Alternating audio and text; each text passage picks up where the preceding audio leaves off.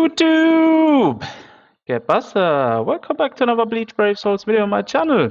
Right, so today I was gonna, go a bit into the basics again of BBS, but a few quality of life things which may help you improve your gameplay a bit. Now, what I'm gonna talk about is the way you should be setting up your PVE teams, right? Now, what I'm talking about is you go over to edit, right? And that's it. You see your team slots, right? 1 to 10. Now, there are different game modes, PvE game modes, which require you at certain times to play with a certain attribute. Where there is also a benefit if you was to, for instance, choose one entire team of one attribute with, for instance, pop bonus units, right, or droplet bonus units, and that's the way you maximize your output of materials gained, right? And I'm going to be talking you guys through every single one of these slots and how I'm suggesting you should be positioning your teams, setting them up, so whenever any event is dropping, you're just able to jump into this quest and whatever and just get your stuff done, right? Because you want to minimize the time your PvE team is farming, minimize the time you have to set up everything. So if you do this once, you set up once, then you're good to go for the future. Right, so getting started with slot number 1. Now, first up, slot number 1 to 5, I don't have nothing in these. Slot number 2 in this case is already a registered team for the upcoming new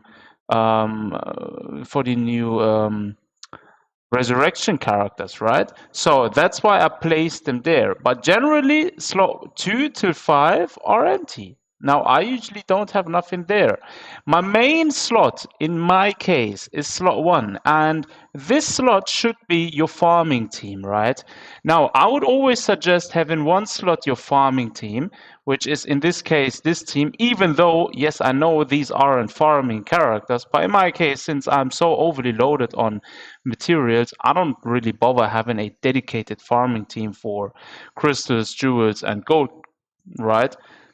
But regardless, I am suggesting you on the first slot always place a farming team. Now, in your farming team, you want to ideally have a main lead character, which is in my case TYW Eisen. He's basically just the auto runner for any content without fail.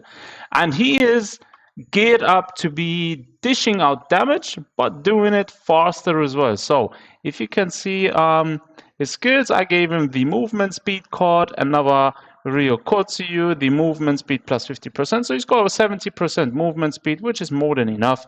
And I gave him a gold chappy just for the extra damage. And as for links, he got all full normal attack damage increase links. As for bonus abilities, yeah, I don't really need to talk about that much. But anyways, your first character in our team should be a maximum damage dealing character which can safely carry your team. The next two characters should be farming characters. Ideally, don't use this Eisen. This is just me flexing my love for Eisen. But anyways, choose a character which is having a bonus skill for droplets or for gold or for coins and whatever, and go with the exact same setup I have shown here, right? Accessories always give a free gold coin watches, one at 3-star, one at 4-star, one at 5-star, to maximize your income of gold coins. And as for links, go with characters that increase crystal jewel drop and increase your gold coin drop, whatever your priorities are, right? Now, that's the first for the second character, and the third character is the same thing. Again, now in this case, I have chosen a different setup because I tried playing with him, but he kind of failed. So I'm going to be switching this around again. But as for links, I'm going with the same thing again, going with coin drop and jewel drop characters. As for bonus abilities, yeah, I haven't even set his last one, because again, these are just like non-usable units for me. I just like having them in a team. Regardless, you should be going with bonus traits for your farming team, something like increase gold coin damage. So if you go to upgrade slots, right, for the first one, you want to go with something like, where is it? Let's quickly look for it. There it is. Increase crystal jewel drop or increase coin drop. I'm suggesting go with one of these for each of the characters. That way you further maximize your material gain from this team, right? And that's your first team. That should be your first team. Your first team should be your farming team, which you use to run auto point events, right? Now, for the second slot, you may be choosing to showcase a flex team. Let's just call it like that. Like your best characters, your most favorite characters, just put them on your second team, and that team should be always on display in your game profile, so people see them like, yo, okay, those are his favorite units and whatnot. Now, in my case, it's got to be Eisen, hence my flex team is also at the same time my farming team. But yeah, that's just me being just an Eisen simp. Anyways, now that's the first slot done, second slot done. Now, 3, 4, and 5 are kind of redundant for me. Why? Because I like having everything neat and tidy, right? And I haven't started on these ones at all because there is no need to have further teams, right? Now, what I usually do is I start looking at team 6, 7, 8, 9, and 10, right? And that's where my fraction teams start. Now, team 6 is going to be speed attribute, right? Now, why do I talk about speed attribute? Now, if you go to your quests, right, events, and then you go to difficult quests. As you can see here, these quests require to use characters of a certain attribute, right? Same thing here. Now, that's the thing for these quests and the weekly PVE inheritance trials quests. Those are the quests I like using. I like having my team set up. And the same thing for the weekly scroll quests, right?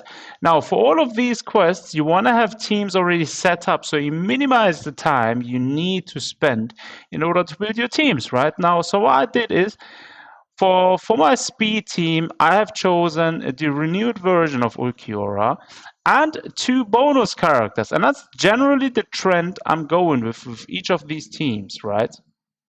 That's the way I build these teams, right? So the first character is going to be my main damage dealer, Ulquiorra in this case, and my 2 bonus units. Now, Christmas version Noel, super potion, and normal pot unit, and the late Tenza Zangetsu. And that's basically the first speed team setup. Now, go with your equipment for your main runner with the best possible stuff you can put him on, right? The other 2 units don't really matter because they're just there to give him the bonus.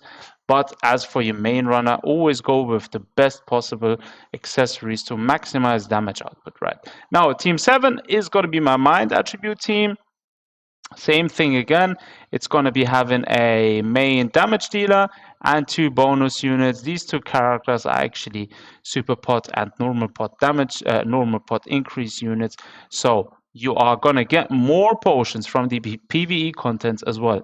Team 8 is going to be my power unit squad. So the main runner is, in my case, going to be TYBW Yamamoto. He just carries, and the 2 potion units are there. Yes, I am missing still a super pot unit for power attribute. Don't let me get started on that one. Anyways, team 9 is going to be my heart attribute team. Now, main runner is, in this case, TYW Ichi. He just does it so fast. I used to use Bruno, but TYW Ichigo is just a bit faster and so much more agile. I really enjoy using him. Hence, he's going to be my main runner for this. Second, the other 2 units are going to be Christmas Noel, Christmas Nini, and a swimsuit. What's Isane? Almost forgot her name. Damn. Both of these are potion bonus units and will further increase the drops for heart attribute. Now at Team 10, I chose a technique attribute. So again, it's going to be my main runner is obviously TYW Eisen, then TYW Uryu with his super potion skill, and the OG trash pot Kenpachi. This character is so trash, but he does have the potion bonus increase skill. So yeah, I'm keeping in that team for the bonus purpose only. And that's basically all there is to it. Now, that's how I set up my teams to be ready for every single occasion. Now, these teams individually can always carry me in every single PvE quest, wherever there is a attribute restriction. I chose to go T20, well, I literally T20 almost all of my characters on my account, but I chose to specifically T20 all of these as well. Hence, I don't ever run into the issue where there is a certain amount of link slot levels required to play a certain quest or so forth. That's why these are all T20. But anyways, I opt in to T20 my characters most of the time anyways. Now, that's it from me, guys. I hope this video was somewhat insightful and helpful, and it's going to help you guys to structure your teams for the PvE content in future better. Thanks for watching. Thanks for joining in. Take care of yourselves, and I'll see you guys next time.